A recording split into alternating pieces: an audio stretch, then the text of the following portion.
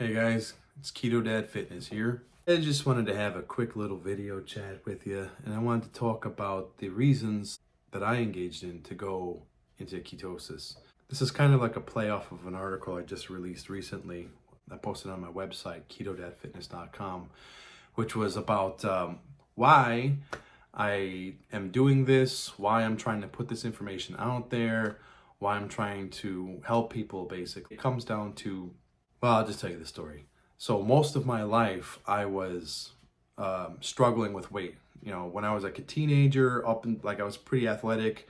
I played football, I played basketball, I did some baseball, I did track and field, things like that. And I stayed pretty fit pretty much through elementary school all the way through high school.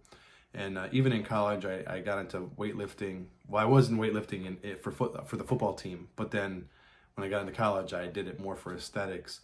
And then kind of somewhere after college, it just fell off, and you start getting closer to your 30s and your metabolism slows down.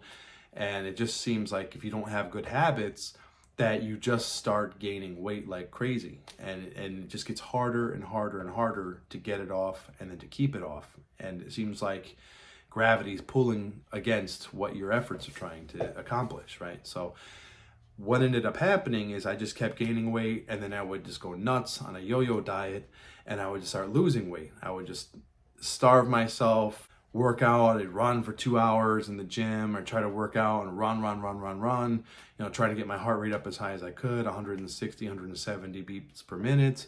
And I'm just burning and starving all the time, just always miserable, always with headaches and dehydrated and tired and and irritated and with a crappy attitude. And it is so, I'm actually kind of depressed that I learned about keto so late in my life. You know, I'm about to be 42 in another week. And, you know, the crazy part is I just got into keto, I don't know, 3 or 4 months ago. And the difference in keto compared to what it was like before, I can't believe, you know, it was like trying to run uphill with a backpack full of rocks, right?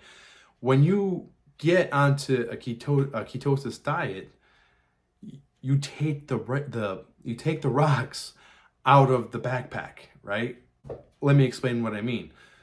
So when you're doing ketosis, right, you get off of carbs and you become what they call fat adapted, right? So your body has all this fat on it, right? And you want your body to eat the fat. You cut back a little bit on your calories, but you want your body to eat the fat. But if you're always eating carbs are like kindling on a fire. You know, you throw them on there, they go up really quick, right? And so your body's like, hey, I got this energy. I don't need to burn fat. I don't need to burn it. I have all this other stuff coming in. I'm just gonna leave this right here in case there's an emergency in the future. You know, if there's a famine, I got this. I have all these calories on my body. You know, and 1 pound of fat is 3,500 calories. You know, if you're 40 pounds overweight, you have 100,000 something calories on your body, right? That's why our bodies are evolved that way. So if you're eating high carbs, your body is never going to get into a state where it wants to burn body fat. All right. Even if you're eating low calories, right? You're just going to be spiking your insulin up when you eat your carb-based diet, right? And then it's going to tank. And then what's going to happen is you're going to get cravings. You're going to be hungry. You're going to be groggy, irritable. You're going to want to eat more, right? So when you switch to a ketogenic diet, what ends up happening is your body becomes adapted to burning fat, dietary fat and body fat, okay? So what happens is fat is a much more stable form of fuel for your body, right? So let's say that you're eating carbs, that's the kindling on a fire, right? And in a ketogenic diet, you can have carbs, just not a lot, right? I eat less than 30 net grams of carbs, which maybe it's like 40 or 50 grams of carbs. But with the fiber, you have to subtract that from the total, you get net carbs. So I have a tiny amount of carbs. So it's like an instant perk up, but you burn through it so quick, and then your body just goes right back into burning fat, right? So if carbs are the kindling, then fat are the logs. It's long and it's stable and it burns for a long time. The benefit of something like that is your hunger virtually disappears. You have a hormone in your body that creates the feeling of hunger, and the feeling of hunger is actually not like your body is like dying. It's not like it's saying, oh my God, we're dying. It's just a hormone that's burning through your body. It's called ghrelin. And when you're on a ketogenic diet and you become adapted to fat, your ghrelin goes almost away. And then you can go into other things you can do with the ketogenic diet, such as intermittent fasting. So I started with intermittent fasting once I got into keto. Once I got adapted to fat and getting away from the carbs, and my blood insulin stabilized, right? So if you're eating carbs, your blood goes up, it crashes, you're hungry, you eat, it goes up. So your insulin's always kind of like going up like this. But when you're eating fat, you kind of just baseline the whole way through. So you're just very stable, all right? You're just so stable. And that is what controls the hunger. It controls the cravings. You don't want anything sweet anymore. You don't even need to eat that much, right? So when you're in that mode, you can literally go hours and hours and hours without eating, right? So I started, once I got adapted to fat and not carbs, I started eating just 2 meals a day. So I had a window between 1 and 7 p.m., which is a 6-hour window. And I would eat maybe about 800 or 900, maybe 1,000 calories. And I have like, I'd finish it off. I have about 1,500 calories in the day, right? And you know, you might have heard that calories in, calories out. That is true. I'm not going to lie and say it's not true. You do have to understand that calories in, calories out is a law of nature.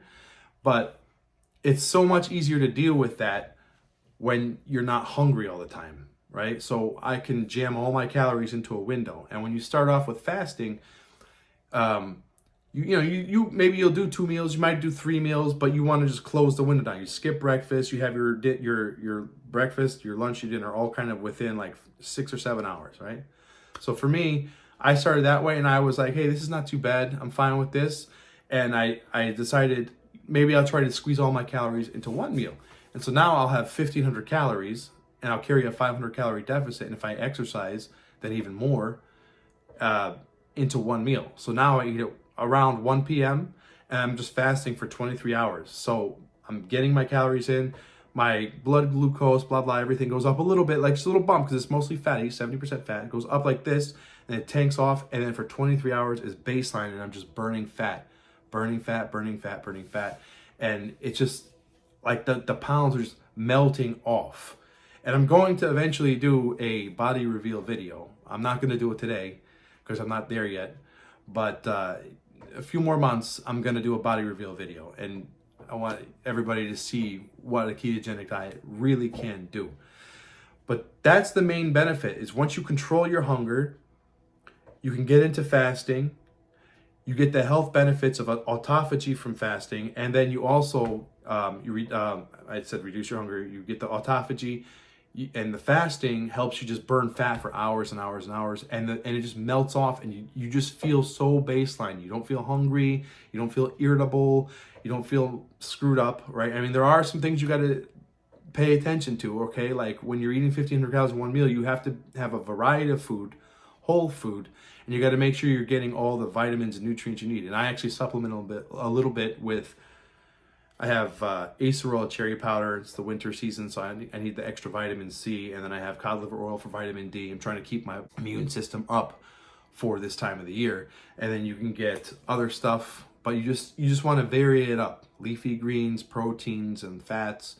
Really healthy stuff, okay? You don't want to go to the grocery store and get the keto bombs and just eat a bag of keto bombs. That's not going to do it. That's just make you sick. You get a vitamin deficiency that way. We're not looking for that, okay? Oh, let me get coffee here. So, to wrap this video up, control the hunger, get into fasting, health benefits, you feel better, energy stable, losing weight. What else is there? I feel fantastic. I feel better at 42 than I have in maybe 15 years. And like I said, I'm a little bit irritated that I came into this so late, but better late than never, right?